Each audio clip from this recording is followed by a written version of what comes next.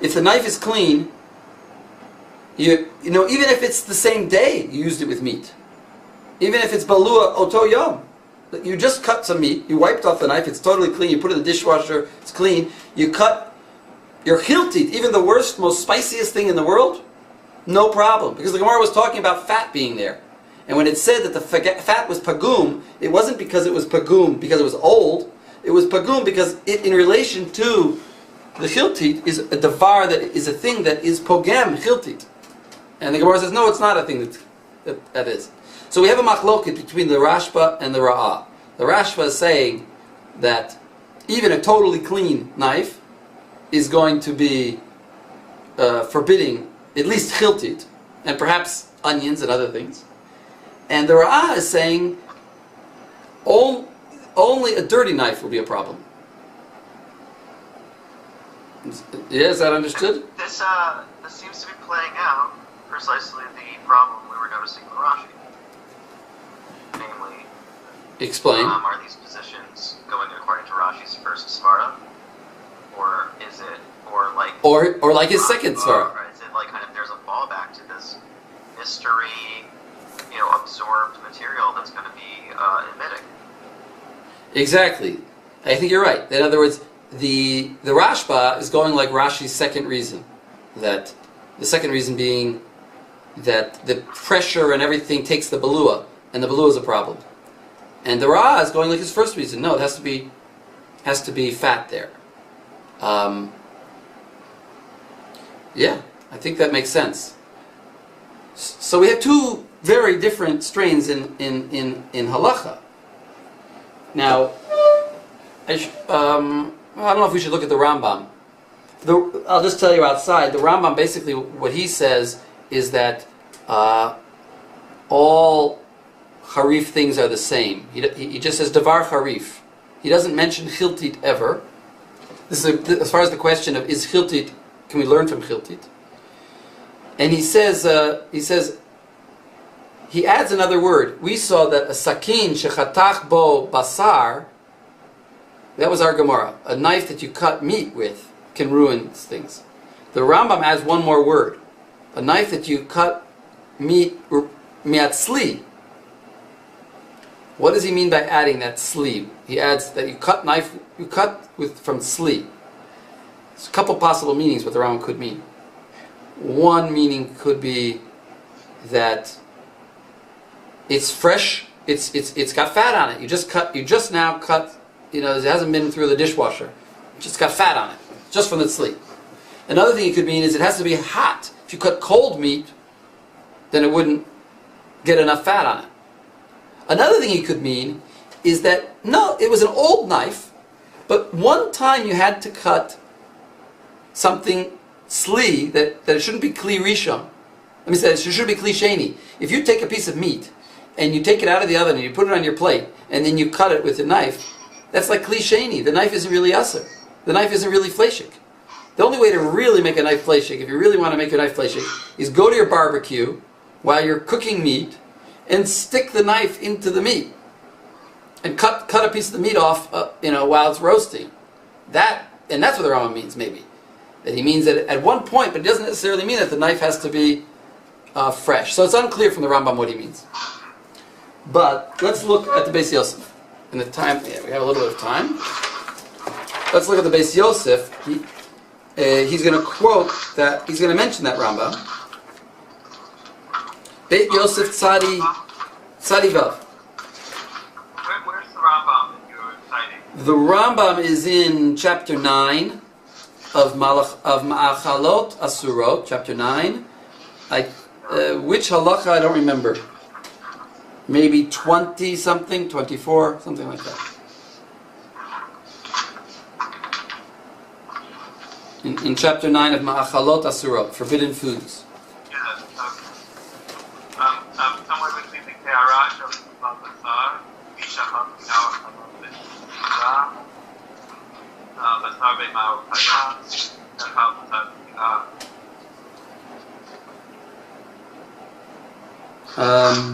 I don't want to go there. It is worth looking at what exactly the Rambam means, but Well, we'll see a little bit in the Beis Yosef. We can't read everything. In the beginning of the Beis Yosef, he mentioned some of these sources. Let's just look at the very end here of this. I'm in Beis Yosef Bet, not Aleph, but where it says Bet, and then it has a little bet on it. You see that? Umasha Katuv Ken Hadin Bishuman. It's 24. It's 24, yeah, that's what I thought. Yeah, okay. 24, thank you. And you saw there he says tzli. He says shechatach tzli. It's not clear what he means. What I think what he means is exactly what I said. That at one point or another you had to have cut tzli with it in order to make it really a fleshik knife. Because if it's not, because I once had a case where I asked, whenever you have one of these questions come up, you don't like to paskin yourself because you're nogeya. It's you're nogeya b'davar. You might try to come up with you might be strict on yourself, lenient. So I asked another rabbi what he thought about this case of where I cut some onions with a fleshik knife and then I put them in something milky. So he said to me, your knife isn't fleshik. You think your knife is fleshik, but it's not fleshik.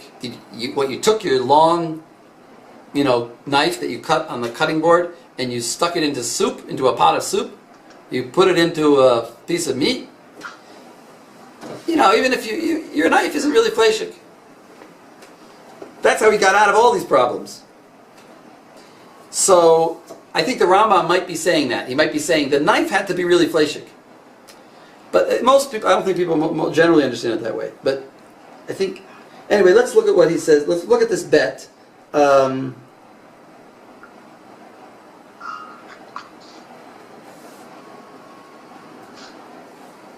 do you say we are, Rabbi? In the Beis Yosef, in Tzadi Vav, the one that starts bet, and it starts Umasha Katav v'ken hadin b'shuman u'batzalim v'krishim. Because the Tur says, let's look at the Tur a little bit. Let's read the Tur just to remind ourselves here. Snon o shlakot shechatchu b'sakin shel basar. I'm in the Tur now. I got it. Asur lochlan b'chalav. If you cut it snon with and you cut it asur lochlan b'chalav. Ad sheyiklof makom hachatach. You have to remove the area that you cut. Now, as you cut your onion, and now you want to eat it with milk, just remove a layer and gemarnu.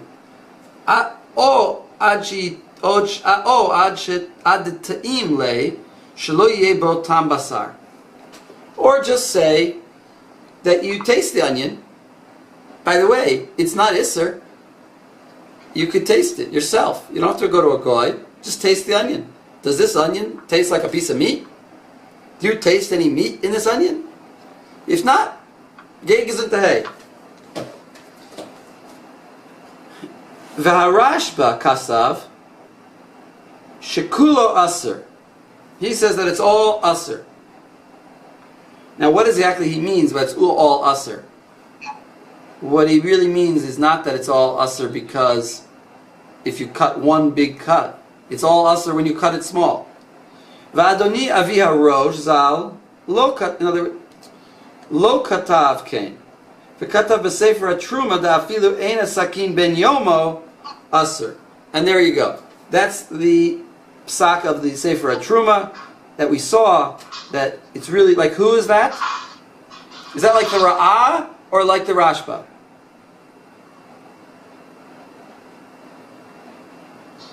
Who is that like? The Sefer Truma. It's like the Rashba.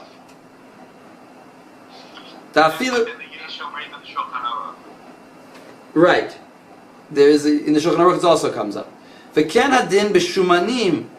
Sorry. V'ken hadin b'shumin u'betzalim v'krishim.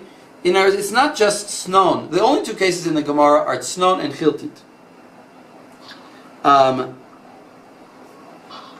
But we're going to add in betzalim, krishim, shechatam b'sakin shel basar, ein lochlan b'chalav shegam hen charifin kemot snon. Because they're just as charif. Why does he say shlakot then?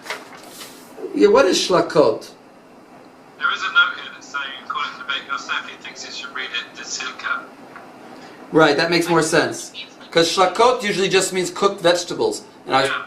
And shlakot wouldn't make any sense, really. Doesn't make any sense. But, so right, silka is the tops of radishes or something, or the tops of beets, maybe. One of the Rishonim said it was beets.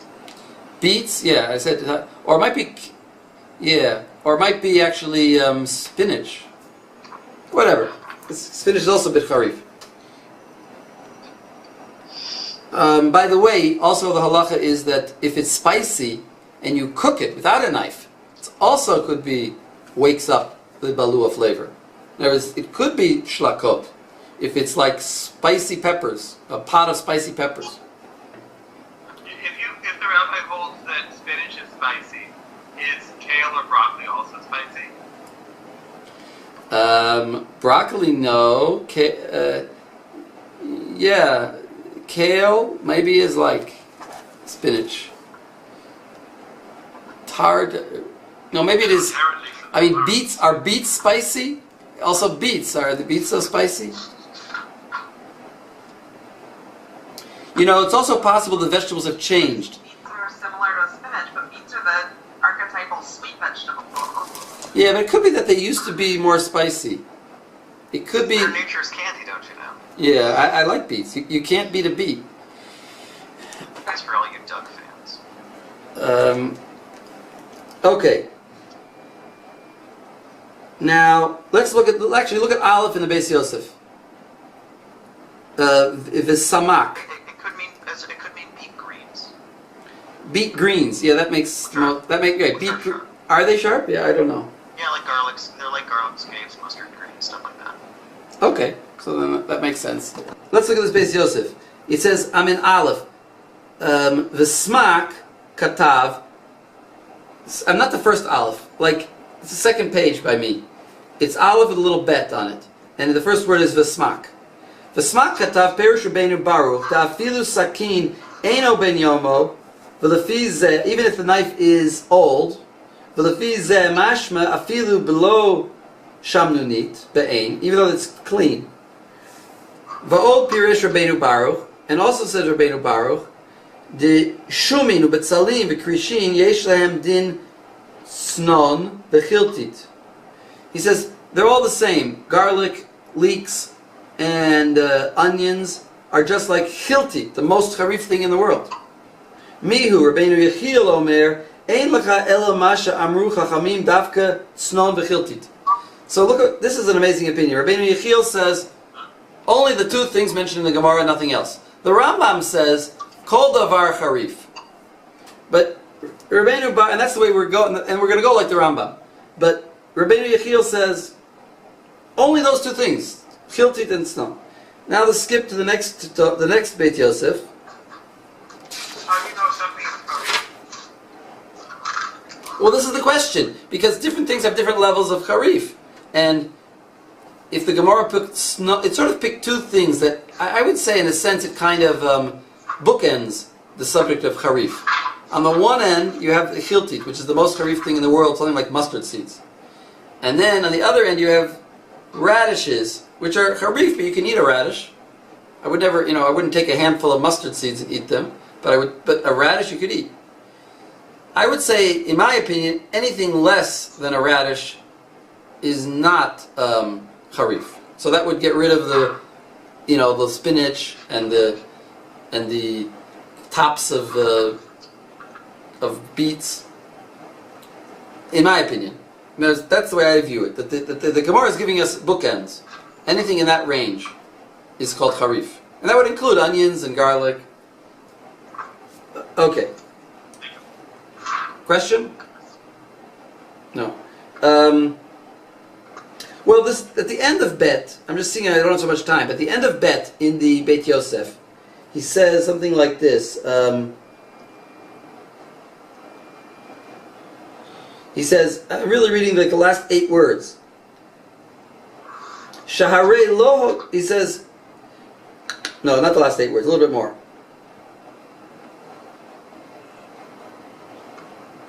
He says, Ella hu hadin lishar kol hadavarim harifim umekom makom mashma, according to the Rambam, mashma de beben yomo davka. It's mashma according to says the Beis Yosef that it's davka beben yomo.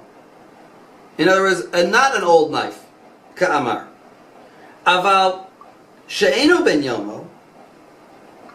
But if it's old, afilu tznon nami shari. Even if you cut tznon, well, I don't know about chiltit, but even if you cut something spicy, it's not going to wake it up. He thinks the Rambam is holding. Why? Shahare lo hotzi sakin shechatach bo tznon mishar kelim she'enam ben yomo. Because he didn't distinguish this knife that you cut these onions with from any other kelim that is Eino ben Yomo, which we know the halacha is no zetam lefgam. In other words, the Rambam would have had to say, afilu hakeli, afilu hakli, Eino ben Yomo, gam asur. But the Rambam didn't write that. He never writes anywhere that the kli, even if the kli is Eino ben Yomo, it's going to become a problem. So you can't invent that into the Rambam. The Rambam holds that a kli after 24 hours, no zetam lefgam, period. That's all he says. He never says that davar harif can wake it up. He only says that if you cut your meat and then you cut the onions, you can't put the onions in milk. So the Beis Yosef learns it that he's talking about doing it in the same day. But it could be that the knife is dirty, or even if it's clean, according to the Rambam. So that's how the Beis Yosef is going to paskin. So let's see the Beis Yosef. Let's see the Shulchan Aruch. He's going to paskin like the Rambam in his interpretation, which is really a Deah Yechida. Nobody holds like this. Most people hold if the knife is clean. They say either there's shamnunit or there isn't shamnunit. But those who hold that if there's no shamnunit, it's a problem. Presumably, even if it's old, it's a problem. The whole Gemara was saying that if there's no shamnunit there, then the Gemara in Avodah Zarah is implying that when there's no shamnunit and it's old, that's why it's pagum. It can be wakened up. So the Beis Yosef comes up with this kind of in the middle of the road opinion, which is like nobody really. He claims it's like the Rambam, and it might be like the Rambam, but really what he's doing is he's doing a pshara. It's like a tziruf. He's doing a pshara between the Ra'ah and the Rashba. In other words, he's saying, I'll be machmir like the Rashba, but only if the kli is ben yomo. That's kind of what he's doing, and he's pinning it on the Rambam.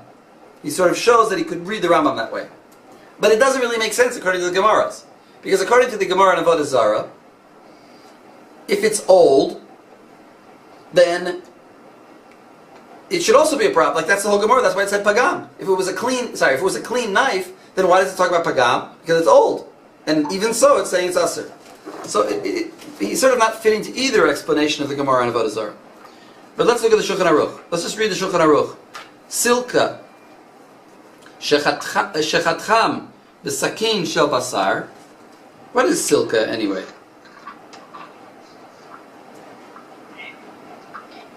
If you look at the shop, it says tardine. If you look up tardine, it says beets. Beets. Okay, so it's probably the top of beets. The beet tops. Silka shechat, which is what you were saying about the shlakot. Silka shechatchan b'sakin shel basar ben yomo. Ben yomo. Tered is spinach. Tered is spinach. But this is a big. But that doesn't mean in the Gemara tered could be beets. Devorah is right. I thought I saw it yesterday. Yeah. There's a difference between modern Hebrew tered and Aramaic tardine. Okay. If anything that seems to apply, it's a green. But it's some kind of green, yeah. Yeah, I agreed. But he talks about snon also. So he says snon or silka. Notice, what are onions? Shechatchan b'sakin shel basar ben yomo. The knife is not old. And that's what I was explaining. O she'enu mikunach. Or if it's dirty. Well, if it's dirty, for sure it's a problem. Asr l'ochlan b'chalav ad sheyitol makom hachatach. You have to remove kedei netilat makom, an inch or a finger thickness. You have to remove from the onion, presumably with a parv knife. Shehu ka'ovi etzba. So there you see, netilat makom is ovi etzba. O sheyitamenu, or you could just taste it. V'lo yebo tam basar she'az muter b'hadacha.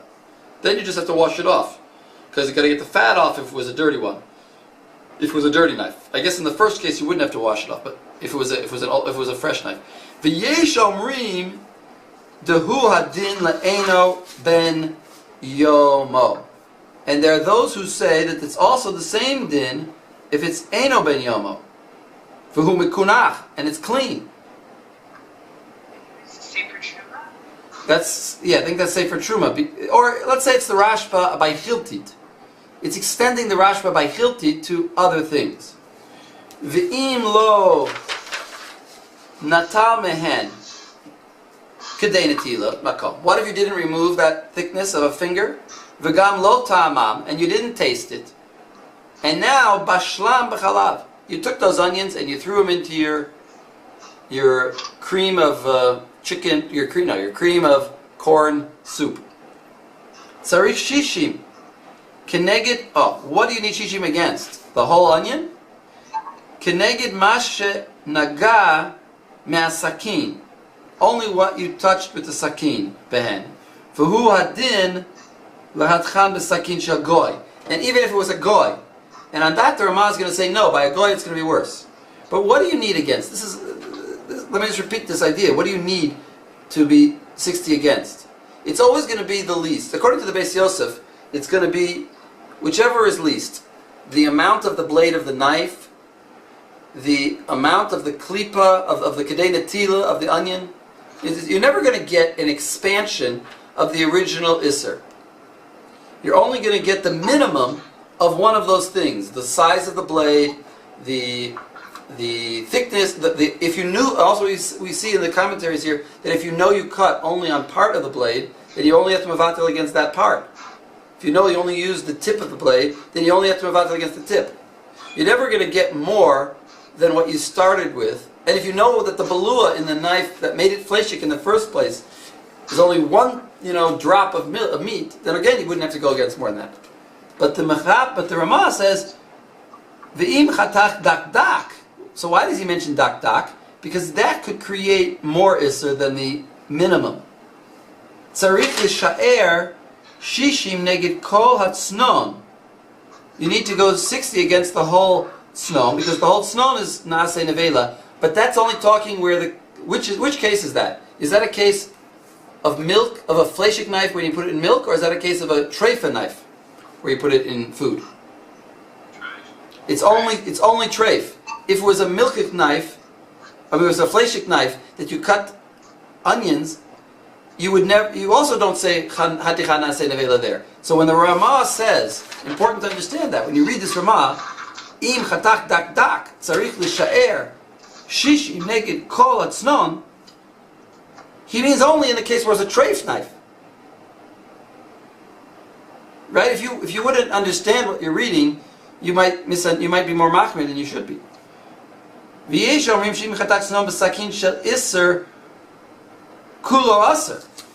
there are those that say if you cut, what does he mean here? If you cut it in half, you cut the onion in half, it could also make it all aser. Now you didn't do it dak dak. V'ken im chatcha b'sakin shabasar aser kulo b'chalav. And there are those that say that it's aser kulo b'chalav, and that you can't just remove. V'ken noagin le'atchila, aval b'di'evet ein le'asor rak kedei netila. So what does he mean by that? He means that if you have this onion, we're not going to let you, and you cut it down the middle, we're not going to let you say, well, take a parv knife and cut off a kedei netila and then use the onion, which is what I would want to do. I cut this onion in half. I used half for my fleshik meal. Now I have this half an onion on my counter, and I can't remember if it's fleshik or milchik. So what do I want to do? I want to cut off a kedei netila, like the Shulchan Aruch says. And he says like this. He says you're not allowed to do that. Ken noagi. But for milchik's fleishiks. It's like Hanan, but it's you know what it really is like? What other category does this fit into that we learned?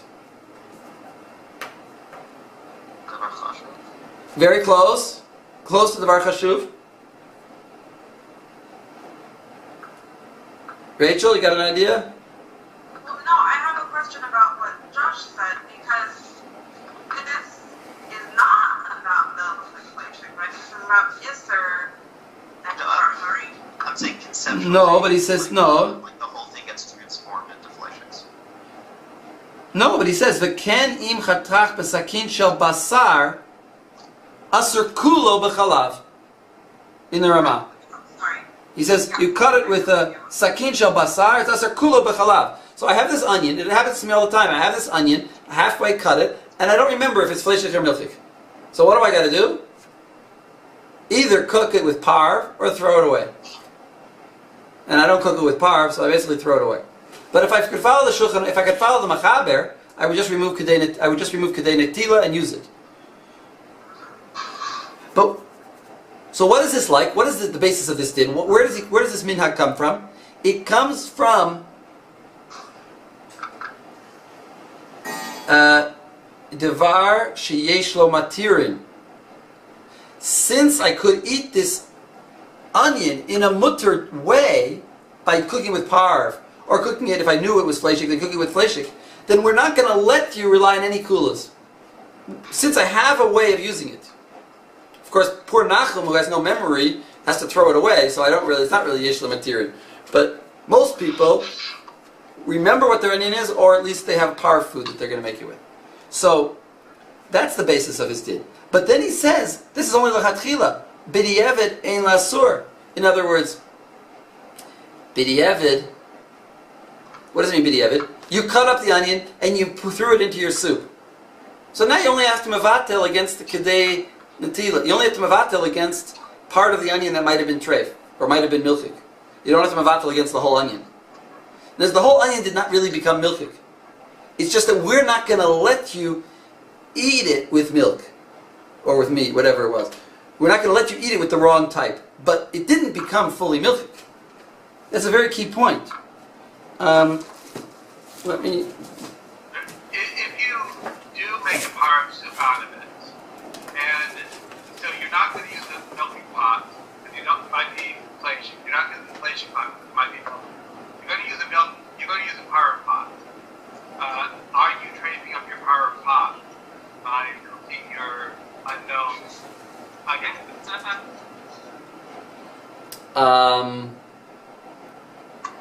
That's an interesting question. Yeah, it's a good point. It's a good point. That's why I throw away my onions. Actually, I buy large onions and small onions. I have small onions for when I want a small. If it's really milchik, is it going to make I the... can't remember where, but didn't we see elsewhere though that... We did see elsewhere. We learned, if you remember, that we saw that a pot that is new, that you cook in it something that has in it some milchik thing, some like absorbed milchik, then the pot becomes milchik. But we made a diuk over there, and we said that's only if it's a new pot. If it's an old pot and it has a status already, then it can maintain that status. But that was talking about a fleshik or milchik pot. A parv pot is like a new pot; it has no status. You're saying, well, again, you'd have to, if there wouldn't be 60. I would say like this: you're allowed to do it, and as long as there's 60, because you're not mevatli an isser latchila, because it's not an isser. It's milk. It's a milchik onion, and you put it in your parv pot. As long as all the food that you're making is 60 times the kedei netila of that onion, or the blade of the knife that you cut it with, As long as the food is larger than that, is larger than 60 times that, then you have no problem. Because Pot is still part of it, yeah. what? So your pot is still part of So your part would still be parved, and because it's batel, but you'd have to have 60. You're right. All right, I don't want to use any more time, but as Rabbi Landis has something to teach us, the only thing I would have done left, which I can tell you to do, is read the Chachmat Adam, Klal Mem Tet 49. He gives a very nice summary of you only have to read the first 4 paragraphs. He gives you all the dinim. But I pretty much covered most of the ideas that you have this, that the main problem is cutting small. And that b'di'evid, you only have to go against the klipa, you only have to go against kedei netila and not the whole knife. And that the Mechaber is paskening that even if it's old, and so is the Ramaz, and the Ramaz is also going even if it's old. So we're sort of going l'chumra.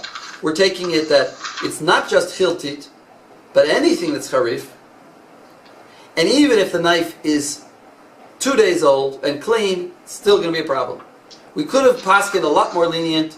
We took all the chumras. The only kula that the Mechaber gives you, that the author of the Shulchan Aruch gives you, is if it's Eino Ben Yomo, then he's going to be, if it's old, only if it's fresh is there a problem. But we don't hold like that. We Ashkenazim hold even if it's old. Okay. That's my summary. Rabbi Landis, take it away.